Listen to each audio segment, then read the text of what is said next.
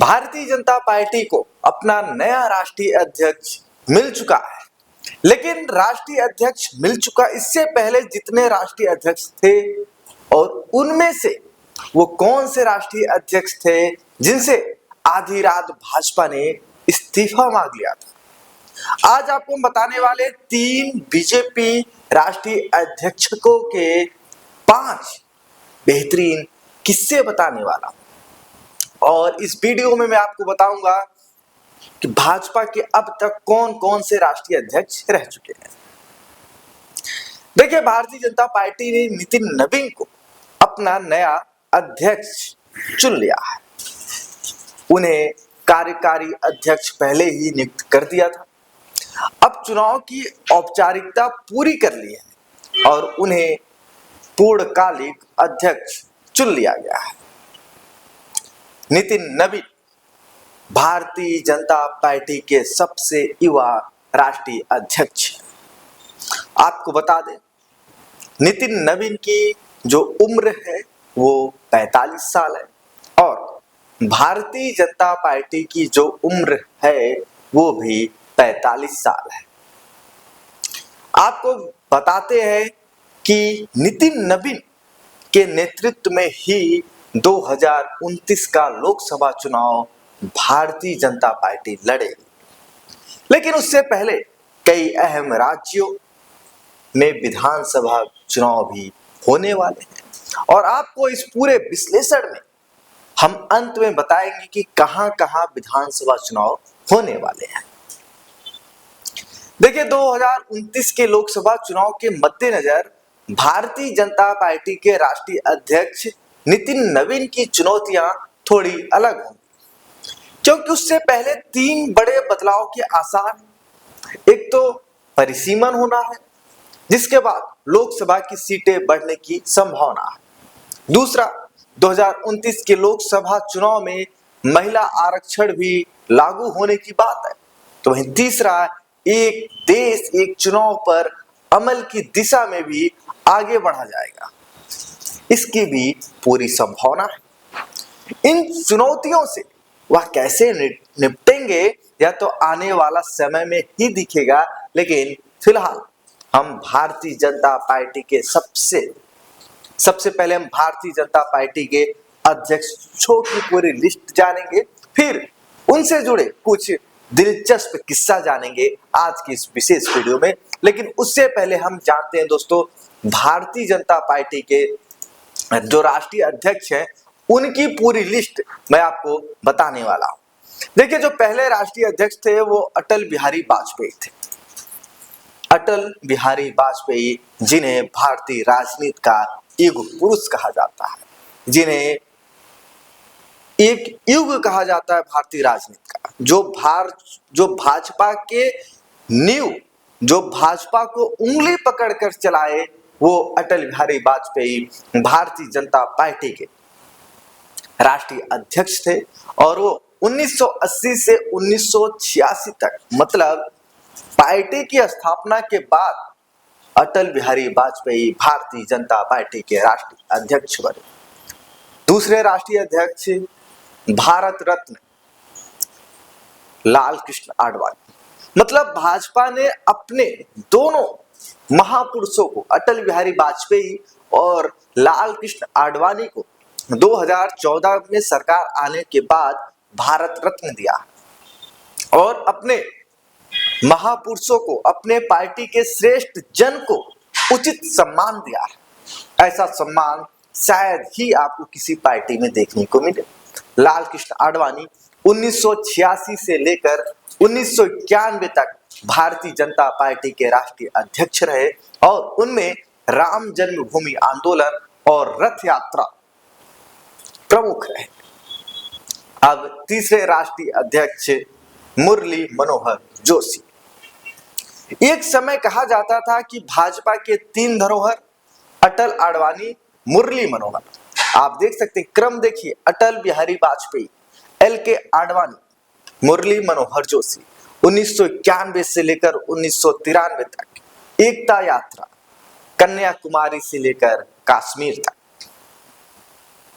आप सोच सकते हैं फिर चौथे बनते हैं भारतीय जनता पार्टी के युग पुरुष LK आडवाणी। 1993 से लेकर 1998 तक पार्टी को मुख्य धारा में लाए और सबसे बड़ी party Bharatiya Janata party 161 seat जीतकर 1996 में सबसे बड़ी पार्टी बनी थी।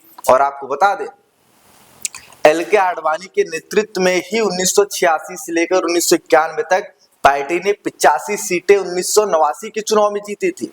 और वहीं मुरली मनोहर जोशी जी के नेतृत्व में 1991 में 120 सीटें जीती थी।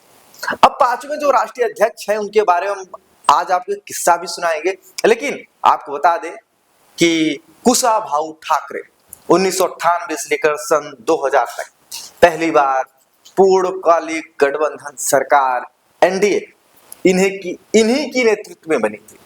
1998 में हो या 1999 में 182 सीटें जीती थी भाजपा, सबसे ज्यादा। फिर वहीं छठे बंगारू लक्ष्मण, पहले दलित अध्यक्ष भारत भाजपा के थे और इनको तहलका स्टिंग के बाद इस्तीफा देना पड़ा था।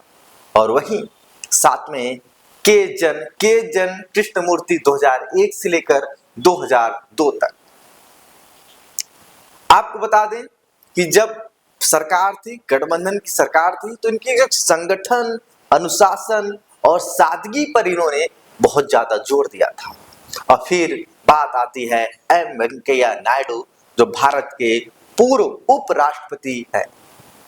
ये सन 2002 से लेकर 2004 तक इंडिया शाइनिंग अभियान मतलब 2004 में इन्होंने चलाया था, लेकिन इन्हीं के नेतृत्व में भारतीय जनता पार्टी की सरकार 2004 में चली गई थी।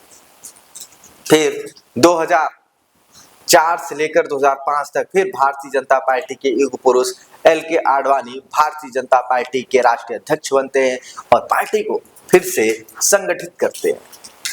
अब फिर 10वें बनते हैं राजनाथ सिंह, 2005 से लेकर 2009 तक हिंदुत्व और विकास का संतुलन करते हैं, लेकिन इनके भी नेतृत्व में भारतीय जनता पार्टी 2009 में 116 सीटों के साथ दूसरी सबसे बड़ी पार्टी बनती है, लेकिन उससे लोकसभा चुनाव में हार मिलती है। अब बात 11वें राष्ट्रीय अध्यक्ष की नितिन गडकरी, 2009 से लेकर 2013 तक अंत्योदय और कारपोरेट स्टाइल मैनेजमेंट विपक्ष में थे, लेकिन इस दौरान इन्होंने भारतीय जनता पार्टी को उस तरीके की राजनीति करना सिखाया जो सिर्फ ग्राउंड पर रह के चुनाव नहीं लड़ा जा सकता, जीता नहीं जा सकता, बल्कि हमें इसके लिए सोशल मीडिया से लेकर कॉर्पोरेट सेक्टर तक अपनी पकड़ बनानी पड़ेगी, तब जाकर हम चुनाव जीत सकते हैं।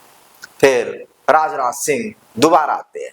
2013 से लेकर 2014 तक नरेंद्र मोदी को PM उम्मीदवार घोषित करना राजनाथ सिंह की सबसे बड़ी चाल थी और इसको आप मास्टर स्ट्रोक भी कह सकते हैं। उनके नेतृत्व में भारतीय जनता पार्टी ने 30 सालों के बाद देश में पहली बार ऐसी कोई सरकार बनाई थी जो पूर्ण बहुमत के साथ हो, मतलब उसके लिए गठबंधन की जरूरत नहीं हो और कोई दल सरकार बना ले। वो राजनाथ सिंह के नेतृत्व में भारतीय जनता पार्टी ने 2014 में किया था। फिर 13वें मतलब स्थान तो 13वां बनेगा अमित शाह, 2004 से लेकर 2020 तक अजय भाजपा, पूर्वोत्तर में विस्तार किया, 2019 में बड़ी जीत हासिल की और 303 के साथ भारतीय जनता पार्टी को अब तक सबसे बड़ी जीत हासिल हुई थी। और इसी दौरान भारतीय जनता पार्टी दुनिया की सबसे बड़ी पार्टी बनी थी। फिर 14वें स्थान पे आते हैं JP नड्डा, 2020 से लेकर 2026 तक इन्होंने एक नारा दिया कि सेवा ही संगठन।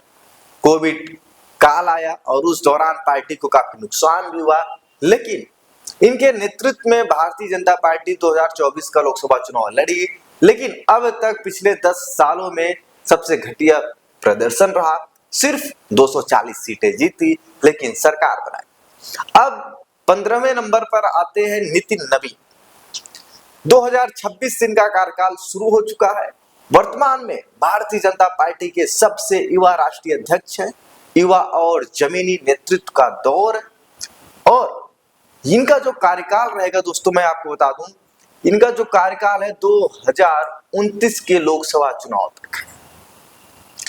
अब चलते हैं, आपको बताते हैं कि भारतीय जनता पार्टी के कुछ अध्यक्षों से जुड़ी दिलचस्प कहानी या किस्सा आपको हम बता रहे हैं। देखिए, सबसे पहले आते हैं कुशाभाऊ ठाकरे, 2 जोड़ी कपड़े वाले भाजपा अध्यक्ष, 1 करोड़ रुपया दान कर दिया कुशाभाऊ ठाकरे ने। और वहीं भाजपा के नए अध्यक्ष नितिन नवीन साफ छवि के और साधारण रहन सहन वाले नेता माने जाते हैं, लेकिन कुशाभाऊ ठाकरे की सादगी कुछ अलग तरह की थी।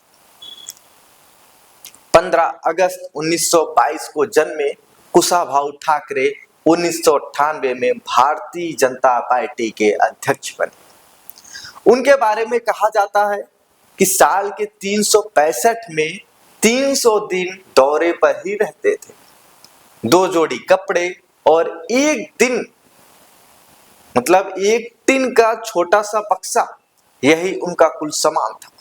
पार्टी के मुख्यालय में भी एक कमरे के क्वार्टर में ठहरते थे, अपने कपड़े खुद धोते थे। उन्होंने शादी नहीं किया था। 1997 में 75वें जन्मदिन पर आरएसएस की मध्य प्रदेश शाखा ने ठाकरे को 1 करोड़ रुपए से ज्यादा की भेंट दी। उन्होंने सारी रकम राज्य में एससी एसटी बच्चों के लिए स्कूल खोलने के लिए दान कर दी। आपको बता दें, कुशाभाऊ ठाकरे भाजपा के 5वें अध्यक्ष थे और उन्हीं के कार्यकाल में भाजपा की पहली पूर्णकालिक गठबंधन सरकार बनी थी। आपको बता दें कि विनय सीतापति ने अपनी किताब जुगलबंदी द बीजेपी बिफोर मोदी में कुशाभाऊ ठाकरे के बारे में एक किस्सा बताया है। एक बार किसी बड़े व्यापारी ने उन्हें पार्टी के काम के लिए नई एसयूवी गिफ्ट की। ठाकरे ने पहले कार को देखा, फिर उस कारोबारी को देखा, उनसे पूछा, इसमें कितने कार्यकर्ता बैठ जाएंगे? व्यापारी बोला कि सिर्फ 5। ठाकरे ने उन्हें चाबी सौंपते हुए कहा, इसे बेच कर मुझे बस खरीद कर दीजिए, मेरे कार्यकर्ताओं के लिए रैली में जाने के काम आए। मैं पैदल चल सकता हूं, लेकिन जो मेरे कार्यकर्ता हैं वो बस में बैठकर रैली में जाएंगे। ऐसे थे कुशाभाऊ ठाकरे। और आप सोच रहे होंगे भाजपा इतनी बड़ी पार्टी कैसे बनी, तो उनमें सबसे बड़ा योगदान कुशाभाऊ ठाकरे का। 1 करोड़ रुपए को उन्होंने दान कर दिया एससी एसटी के बच्चों के लिए, इनके लिए स्कूल खोलो। अब बात करेंगे अमित शाह की।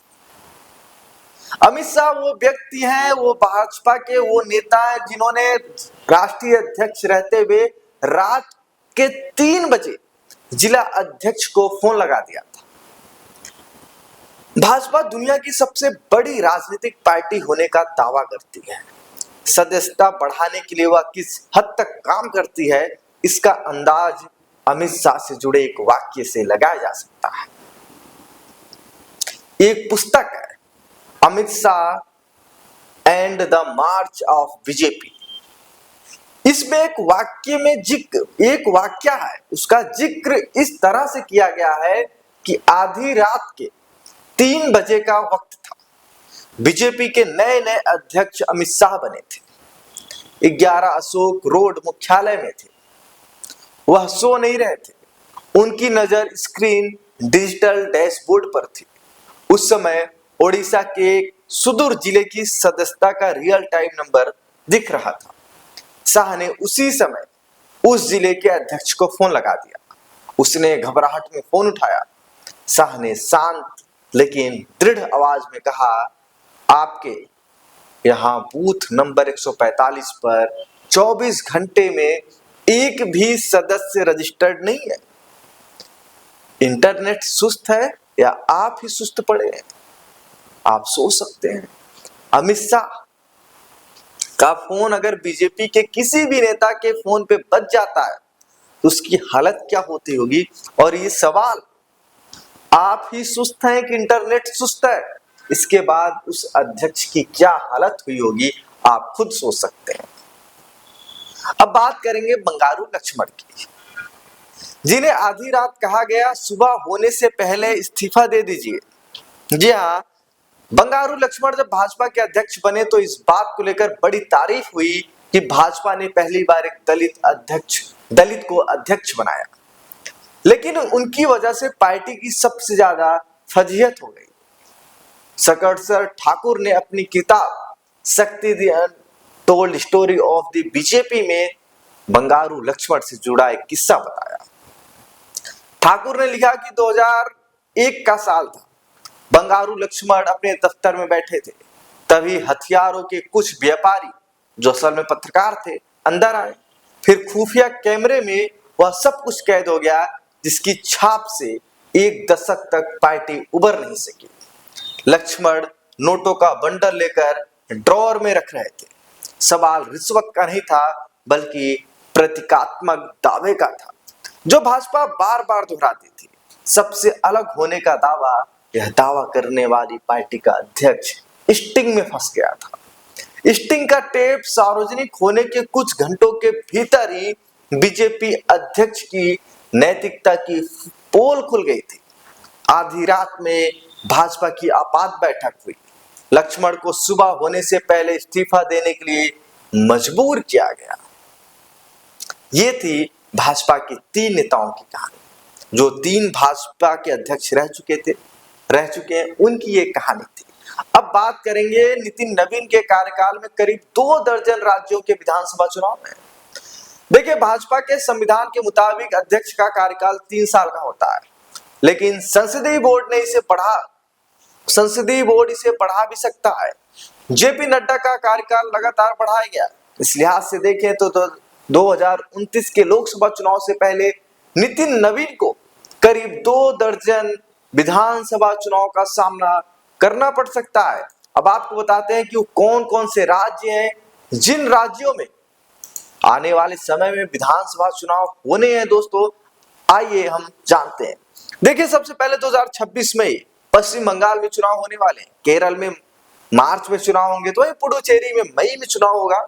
तो 2027 में गोवा के अंदर फरवरी में चुनाव होगा, मणिपुर में फरवरी में चुनाव होगा, पंजाब के अंदर फरवरी में चुनाव होगा, उत्तराखंड में फरवरी में चुनाव होगा, उत्तर प्रदेश के अंदर अप्रैल में चुनाव होगा, तो गुजरात में नवंबर में चुनाव होगा, हिमाचल प्रदेश के अंदर नवंबर में चुनाव होगा, त्रिपुरा में फरवरी में चुनाव होगा, 2028 फरवरी में चुनाव होगा, और मेघालय में 2028 फरवरी में, नागालैंड में 2028 फरवरी में, कर्नाटका में अप्रैल मई के अंदर चुनाव होगा 2028 में, और मिजोरम के